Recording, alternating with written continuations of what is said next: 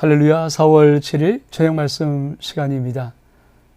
여러분, 4월 한 달 여러분 인생 속에, 가정과 자녀 속에, 그리고 사업과 직장 속에 부활의 소망이신 예수 그리스도의 무한하신 영광과 은혜와 축복들이 나타나기를 주의 이름으로 축복합니다. 우리 지금 다시 한번 일어서서 신앙생활 명학 시리즈 제5가 신령한 것 12가지 영양소, 이 말씀을 하나씩 나누고 있습니다. 오늘 세 번째 시간입니다. 우리 한번 어떤 말씀인가 한번 볼까요? 신앙생활 명학 시리즈 5-3 신령한 조 8복 세 번째 시간입니다. 사랑하는 성도 여러분, 여러분의 삶 속에 이 신앙생활 명학 시리즈의 5가를 통하여서 정말 여러분이 신령한 젖을 먹고 여러분 영혼들이 하나님이 원하시는 아름다운 귀한 성장이 있기를 원합니다. 특별히 이 신령한 젖이라는 것은 신앙생활의 기초입니다. 이 젖을 먹어야 우리가 정말 하나님이 원하시는 올바른 자녀로 성장할 수가 있습니다. 특별히 팔복은 우리 인생의 성품과 인격을 바꾸는 것일 뿐 아니라 이 땅에서 정말 진짜 복이 무엇인가를 우리가 영적으로 무장하는 시간이기도 합니다. 이것이 얼마큼 놀라운 축복인지는 여러분이 이 복으로 하나씩 무장됨을 통하여서 분명히 알 것입니다. 오늘 한번 그 기대감을 가지고 세 번째, 팔복의 세 번째 시간 우리 한번 갖기를 원합니다. 우리 저 말씀 한번 볼까요?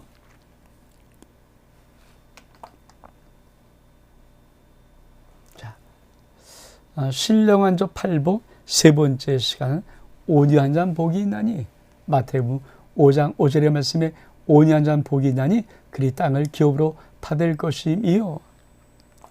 사랑하는 성도 여러분, 오니 한 잔은 복이 있나니 땅을 기업으로 받을 것이며, 그렇습니다. 사실 우리가 아이들을 키울 때도 사실 엄마 아빠가 아이가 싸나우면 걱정해요.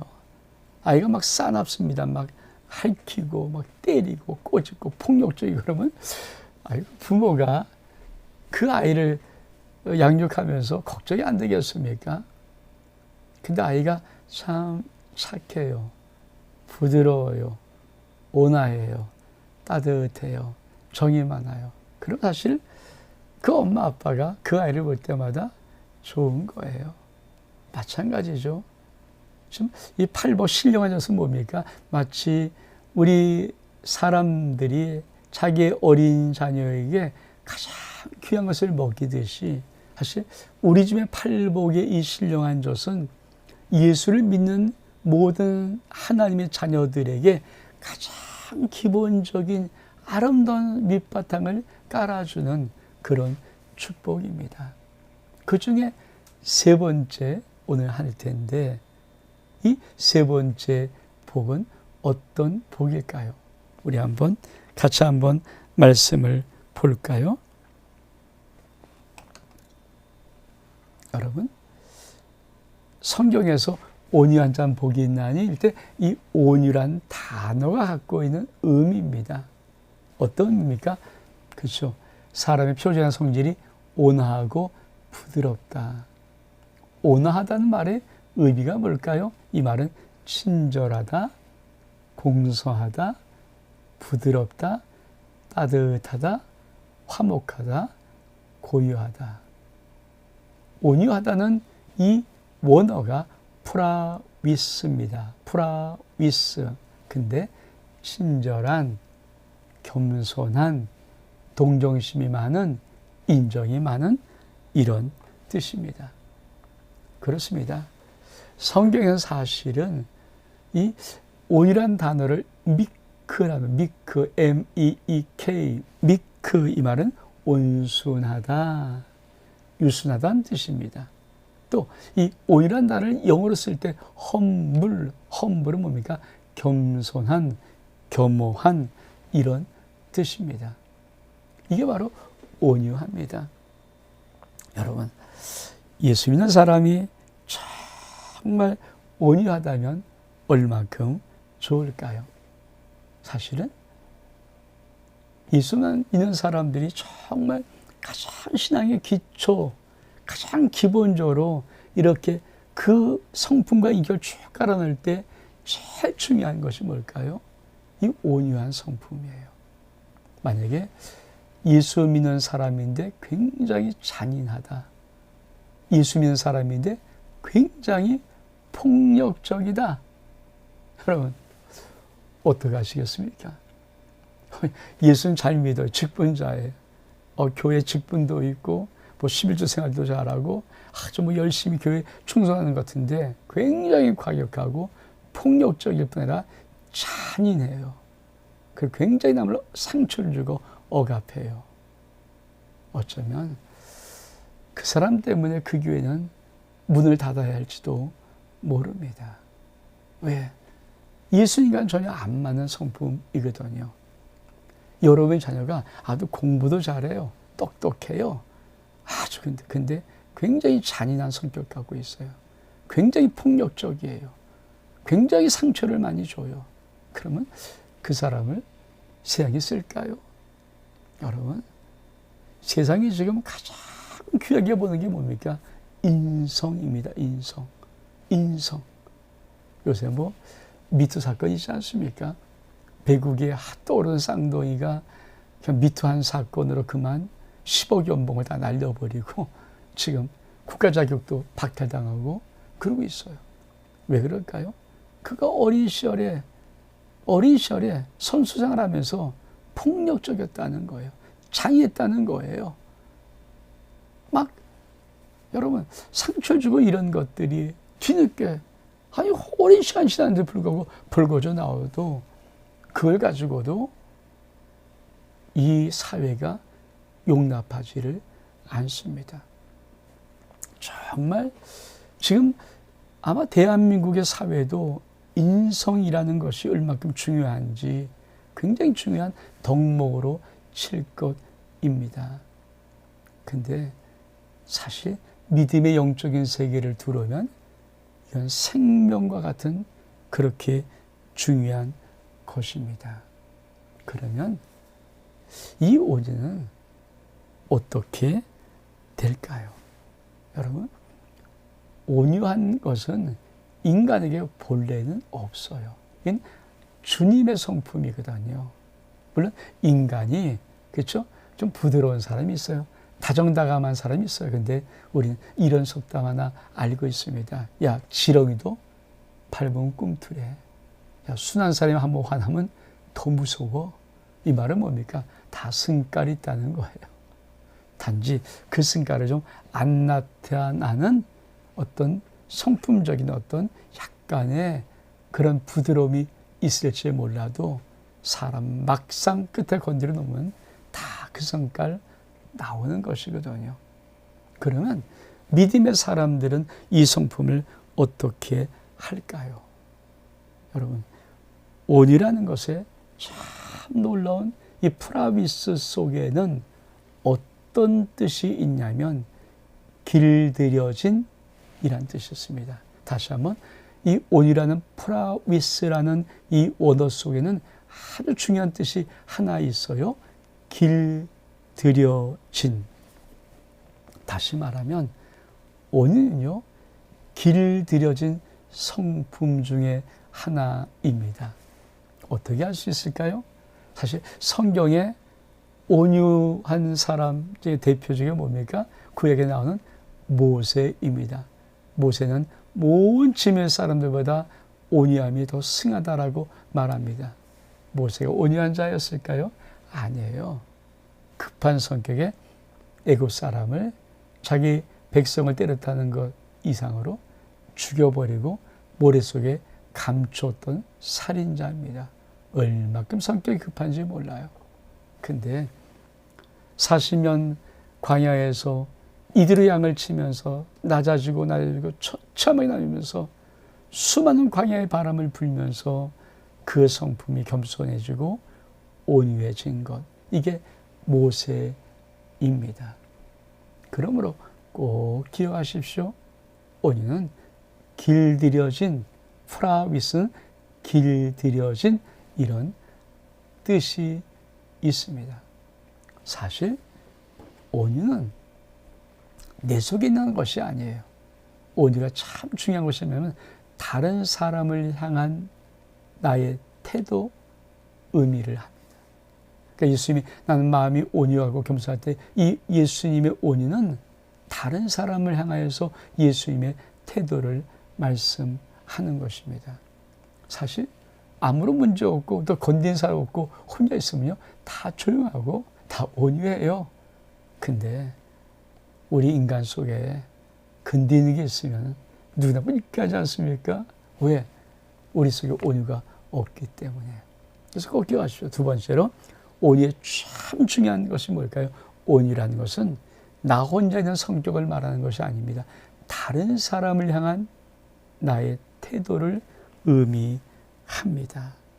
그래서 온유는 아주 중요한 의미가 있어요. 여러분은 다른 사람을 대할 때 어떤 태도로 대합니까? 여러분이 예수 그리스도를 믿는 사람이라면 여러분 다른 사람을 대할 때 여러분은 여러분의 태도가 어떠한지를 알고 계십니까? 또는 보고 계십니까? 이 온유는요, 하나님께서 길들이시는 성품 중에 하나예요. 굉장히 고통 속에서 오랜 시간 동안 길들여집니다. 그래서 이 길들였단 말의 의미 속에는 어떤 것이냐면 내가 조절할 수 있다, 내가 절제할 수 있다, 이거예요. 여러분 사람은 누구나 이 속에 옛 본성이 있어서 드러나요. 근데 절제할 수 있어요. 내가 그 모든 분노, 과격함, 이 잔인함, 이 폭력, 상처의 모든 것을 절제할 수 있어요. 사실 그렇잖아요. 많은 사람들은 절제 안 하고 그냥 쏟아붓기 시작합니다. 그래서 뭡니까? 수한 상처 주고 아픔을 주고 큰 사람들에게 고통을 안깁니다. 근데 온유는 뭡니까? 길들여진 성품이기 때문에 조절할 수 있고 절제할 수 있어요. 여러분, 이 온유의 마음이 예수 그리스도의 마음입니다. 우리 한번 볼까요?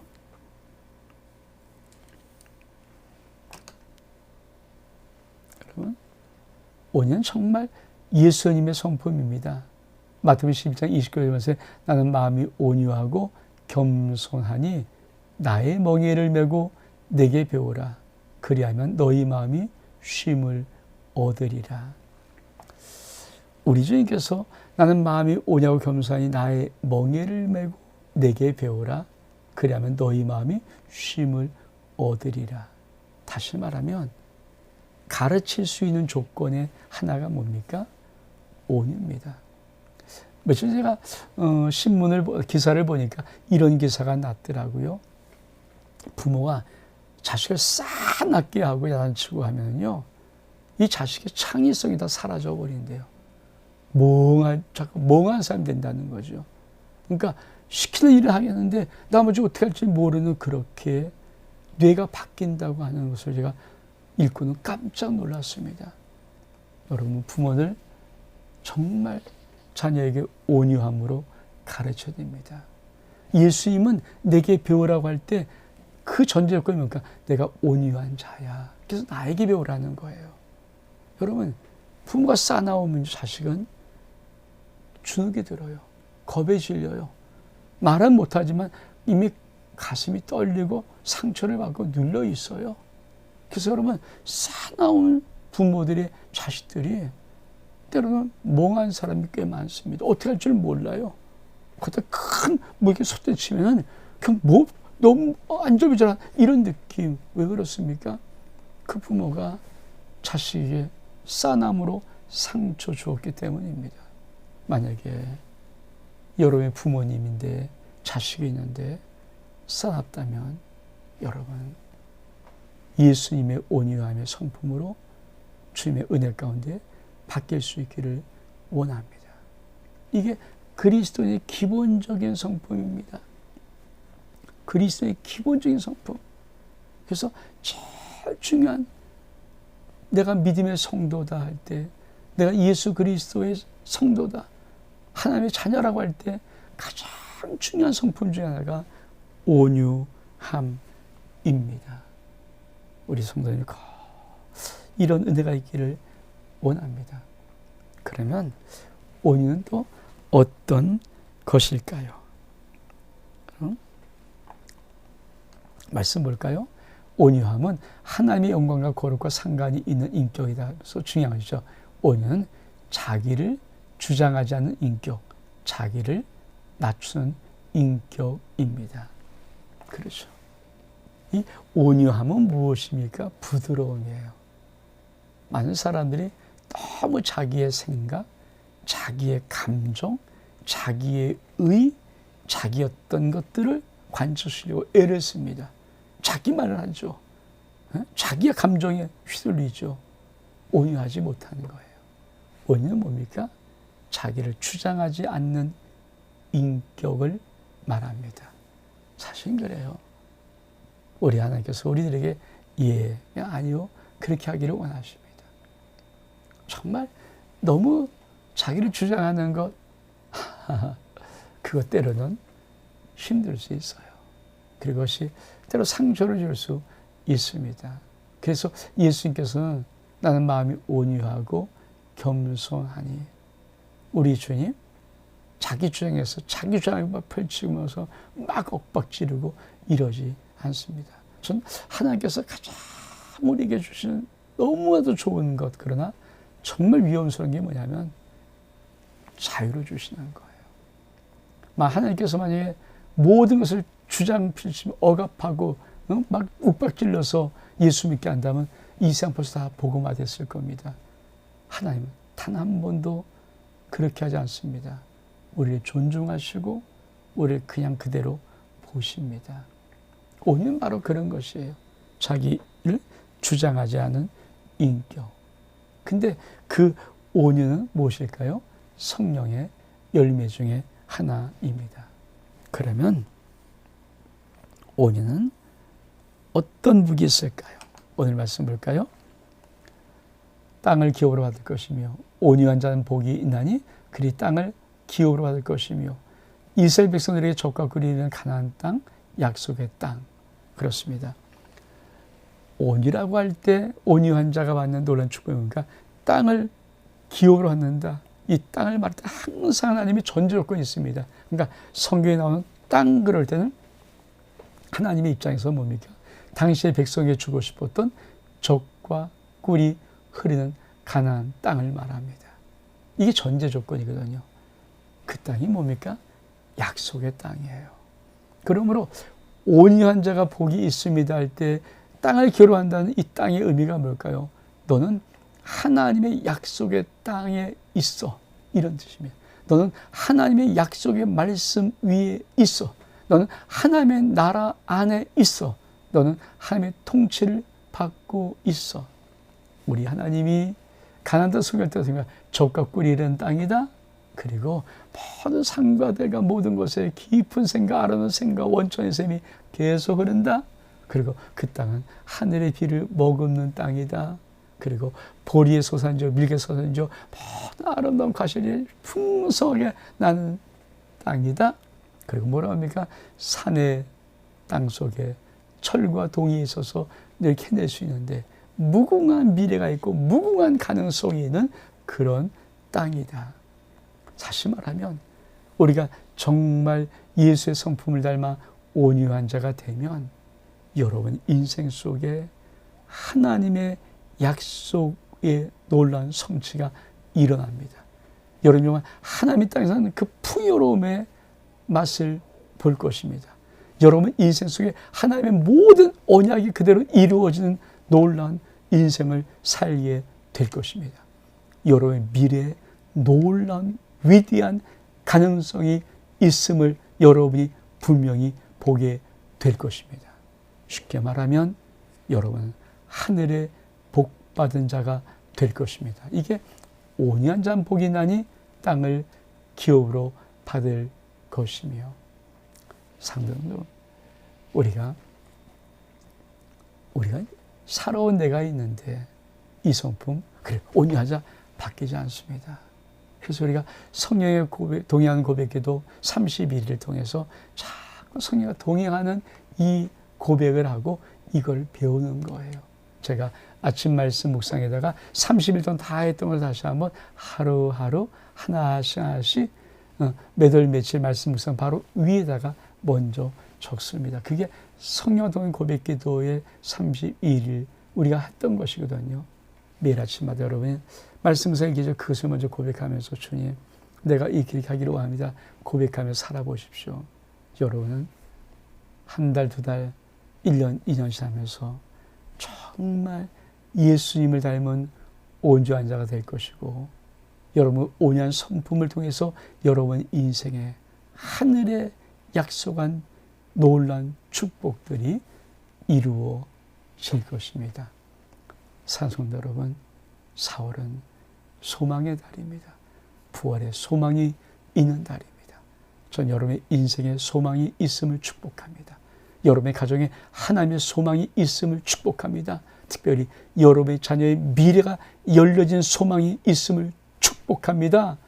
여러분의 사업과 직장 속에 하늘의 복이 부어지는 소망이 있음을 축복합니다. 여러분의 모든 약함들이 강건함으로 치유되고 회복되는 소망이 있음을 축복합니다. 여러분, 부활의 소망으로 4월 한 달 힘있게 살아갈 수 있는 주의 은혜가 있기를 주의 이름으로 축복합니다. 샬롬.